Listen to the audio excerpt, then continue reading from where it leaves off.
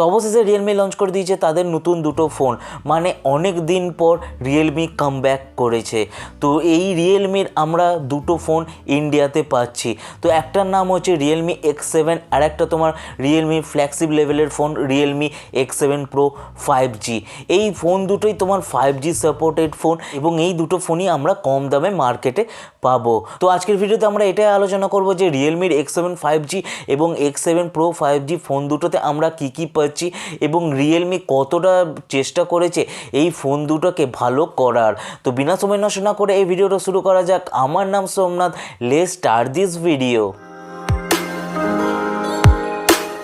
তো ভিডিওটা শুরু করার আগে প্রথমে বলে রাখি, যদি আপনি প্রথমবার আমার চ্যানেলে এসে থাকেন এবং ভিডিওটা যদি আপনার একটু বা পছন্দ হয়ে থাকে তাহলে ভিডিওটাকে লাইক করে আমার চ্যানেলটাকে সাবস্ক্রাইব করতে পারেন এবং তার সাথে সাথে কি পাশের যে বেল আইকনটা রয়েছে সেখানে ক্লিক করে অল নোটিফিকেশান সিলেক্ট করে নিতে পারেন। তো আজকের ভিডিওতে আমরা শুধু রিয়েলমি X Pro 5G, যেটা রিয়েলমি বলছে তাদের ফ্ল্যাগশিপ লেভেলের ফোন, তার সম্পর্কে আমরা আলোচনা করব। তো প্রথমে যদি আমরা ফোনটার ডিজাইনের কথা বলি, তো ডিজাইনটা অনেকটা তোমার সিমিলার ওপো ফোনের মতো। তো এই X7 Proতে আমরা তোমার পেছনের দিকে গ্লাস পাচ্ছি এবং সামনেতেও আমরা গ্লাস পাচ্ছি, প্লাস এর সাথে কি তোমার ডুয়েল 5G সিমের সুবিধা পেয়ে যাচ্ছি, দুটোই স্ট্যান্ড বাই থাকবে।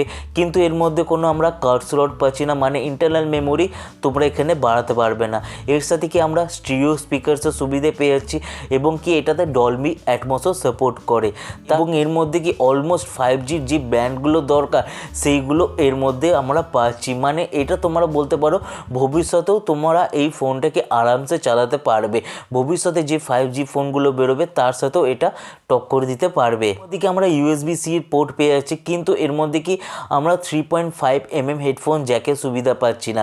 কিন্তু এই তোমার সুবিধাটা পাওয়ার জন্য তা কোম্পানি কি করেছে, একটা তোমার 3.5mm হেডফোন জ্যাকের অ্যাডাপ্টার দিয়েছে, তার সাথে তোমরা নিজেদের হেডফোন কানেক্ট করে এইটাকে চালাতে পারো। তো এরপর যদি আমরা ডিসপ্লের কথায় আসি, তো এখানে আমরা 6.55 ইঞ্চ একটা ফুল এইচডি সুপার অ্যামোলেড স্যামসাংয়ের E3 ডিসপ্লে পেয়ে যাচ্ছি। E3 মানে কি চোখের পক্ষে এটা খুব ভালো ডিসপ্লে। তো এর সাথে কি 120 হার্টজের স্ক্রিন রিফ্রেশ রেটের সুবিধা পাচ্ছি, মানে এখানে তোমরা গেমিং বলতে পারো, স্ক্রোলিং বলতে পারো, ভিডিও বলতে পারো, সব ক্ষেত্রে তোমরা বেশি মজা পাবে। তো এখানে তোমার রিয়েলমি নিজস্ব ইউজার ইন্টারফেস পেয়ে যাবে এবং সেটা তোমার অ্যান্ড্রয়েড 10-এ চলবে। এখানে তোমরা অ্যান্ড্রয়েড 11-এরও সুবিধা পেয়ে যাবে। এরপর যদি আমরা চিপসেটের কথায় চলে আসি, তো এখানে চিপসেট আমরা কি পাচ্ছি, চিপসেটে আমরা মিডিয়াটেকের ডেমেনসিটি 1000+ প্রসেসর পাচ্ছি।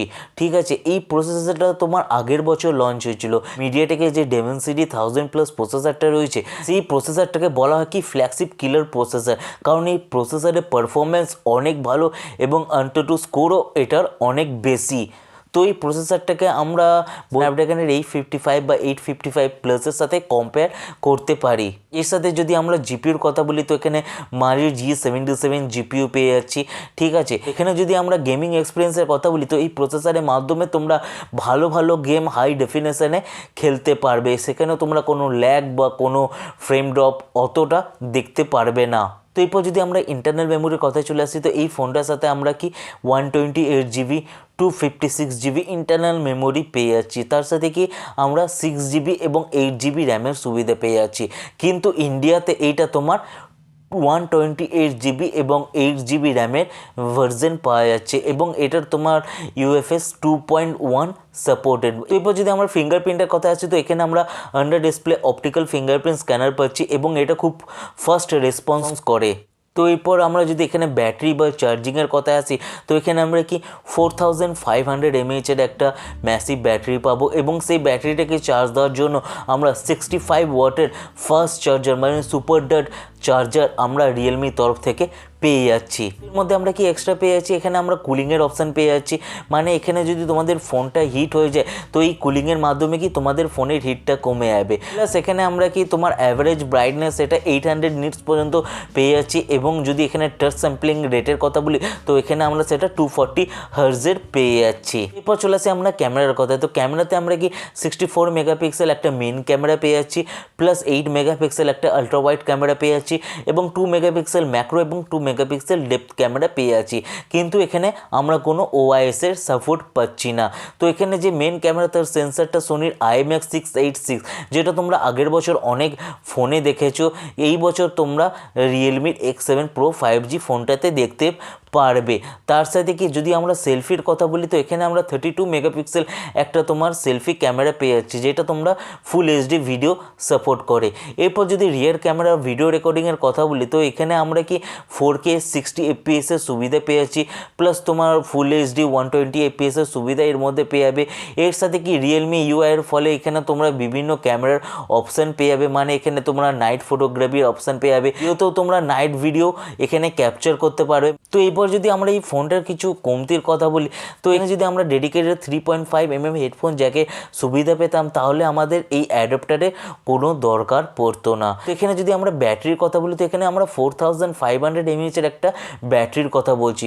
আমরা বিভিন্ন তোমার ফোনে যেগুলো ফ্ল্যাগশিপ কিলার লেভেলের ফোন হয় বা স্যামসাংয়ের মিড রেঞ্জ লেভেলের ফোনগুলোতে কি দেখেছি 6000 7000 mAh এর ব্যাটারি, এবং তা সেই ফোনগুলোর প্রাইস কি 22,000 হয়, 25,000 হয়। তো এখানে যদি আমরা 25,000 বেশি পেমেন্ট করছি, মানে বেশি পে করছি, তাহলে কি আমরা এখানে একটু 4500 mAh এর ব্যাটারি থেকে একটু বেশি mAh এর ব্যাটারি নিলে আমাদের ভাল লাগতো। মানে সেটা যদি 5000ও হতো সেটা অনেকটা ছিল, কারণ এখানে আমরা 65 ওয়াটের ফাস্ট চার্জারের সুবিধা পাচ্ছি। যদি বেশি mAh এর ব্যাটারিও হতো, তাহলে এখানে কি আমাদের চার্জিংয়ের ক্ষেত্রে অনেক বড় প্রবলেম হতো না।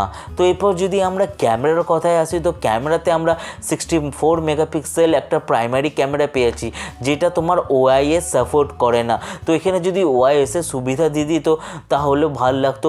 এরপর যদি আমরা ইন্টারনাল মেমোরির কথায় আসি, তো এখানে কি আমরা UFS 2.1 এর স্টোরেজ পাচ্ছি, মানে কি এর রিড রাইট স্পিড একটু কম হবে। এখানে মিনিমাম যদি UFS 3.0 দিত সেটা অনেকটা বেশি ভালো হতো। প্লাস এখানে কি আমরা ইন্ডিয়াতে একটাই ভেরিয়েন্ট পাচ্ছি, মানে 128GB internal memory plus 8GB RAM.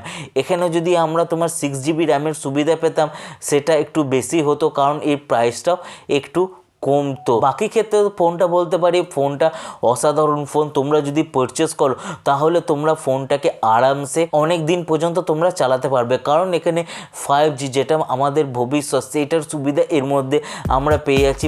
মানে হচ্ছে এখানে আমরা ডুয়েল 5G সুবিধা পেয়ে যাচ্ছি, প্লাস যেগুলো নেসেসারি ব্র্যান্ড 5Gর দরকার সেগুলো এর মধ্যে আমরা সব পেয়ে যাচ্ছি। এরপর যদি ফোনটার প্রাইসের কথা আসি, তো এই ফোনটা প্রাইস আমরা ইন্ডিয়াতে পাচ্ছি কি 29,999 রুপিস, মানে অ্যাপ্রক্স 30,000-এর মধ্যে এই ইন্ডিয়াতে আমরা এই ফোনটা পাচ্ছি। দেখা যাক এই ফোনটার যখন সেল স্টার্ট হবে এই ফোনটা কতটা পরিমাণ বেশি বিক্রি হয়। তো আজকের ভিডিও পর্যন্ত, যদি ভিডিওটা ভালো লেগে থাকে তাহলে একটা লাইক, শেয়ার অ্যান্ড চ্যানেলটাকে সাবস্ক্রাইব করে পাশে বেল আইকনটাকে অবশ্যই ক্লিক করে নেবেন। তো আজকের মতন এই পর্যন্তই। Thank you so much.